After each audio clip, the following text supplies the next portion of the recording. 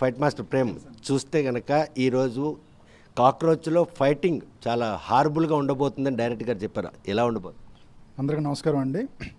First of all నేను చెప్పదలుచుకున్నది ఏంటంటే సునీల్ కుమార్ రెడ్డి గారికి, బాబ్రే గారికి ఫస్ట్ ఆఫ్ ఆల్ థ్యాంక్స్ అండి.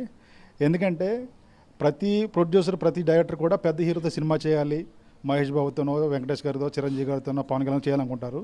అయితే కథను నమ్మి సునీల్ కుమార్ రెడ్డి గారు నేను ఫైట్ మాస్టర్కి అప్రోచ్ అయినప్పుడు నాకు హీరో కావాలి, హీరో ఇలా ఉండాలని చెప్పారు.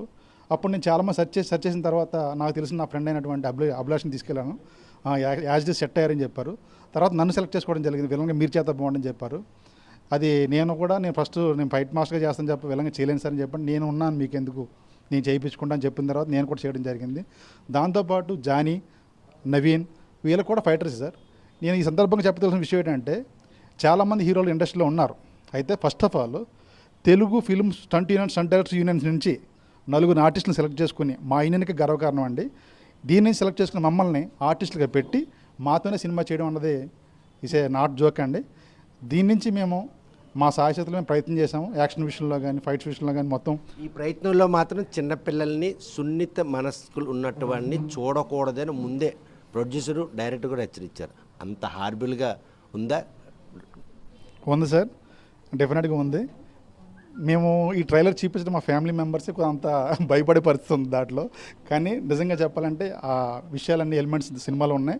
అలాగని చెప్పేసి అందరిని భయపెట్టే విధంగా ఉండదు, కానీ అందరూ ఆలోచింపజేసే విధంగా ఉంటుంది కంటెంట్స్. డెఫినెట్గా ఇది రా కంటెంట్ అన్న మా బేసే, కానీ అందరు కూడా దీంట్లో కూడా మంచి చెడు అన్నది పెద్దవాళ్ళకి ఎలా ఉంటుంది, చిన్నవాళ్ళకి ఎలా ఉంటుంది అనే విషయాన్ని సుస్పష్టంగా చెప్పదలుచుకుంటుంది సార్. Thank you. స్టంట్ మాస్టర్ని ఈరోజు పరిగణలోకి తీసుకొని వారందరితో డైరెక్టర్ ఈ సినిమాను రూపొందించారు. మార్చి 6వ తేదీన విడుదలకు సిద్ధం కానున్నటువంటి కాక్రోచ్ సినిమా మాత్రం ఈరోజు చిన్నపిల్లలు, అదేవిధంగా సున్నిత మనస్కులు ఎవరు కూడా చూడొద్దని ముందుగానే ప్రొడ్యూసర్ మాత్రం టైటిల్లో కూడా పెట్టడం జరిగింది. రాబోతున్నటువంటి ఈ కాక్రోచ్ సినిమా మాత్రం ప్రతి ఒక్కళ్ళు కూడా ఆకర్షింప చేసుకోవడంతో పాటు వారి ఆకాంక్షలకు అనుగుణంగా ప్రతి ఒక్కరు కూడాను థియేటర్లోకి వచ్చి ఆ సినిమా చూడాలన్నటువంటి విధంగా రూపొందించినటువంటి సినిమా మాత్రం ప్రతి ఒక్కరిని కూడాను ఆలోచింపచేసేటటువంటి ఒక కథనాన్ని ఈరోజు తెరపైకి ఎక్కించారన్నటువంటి వారి తాలూగా సరళిని మాత్రం ప్రతి ఒక్కరు కూడా హక్కును చేర్చుకుంటారని ఆశిద్దాం. వీడియో జర్నలిస్ట్ రామకృష్ణతో సత్యం.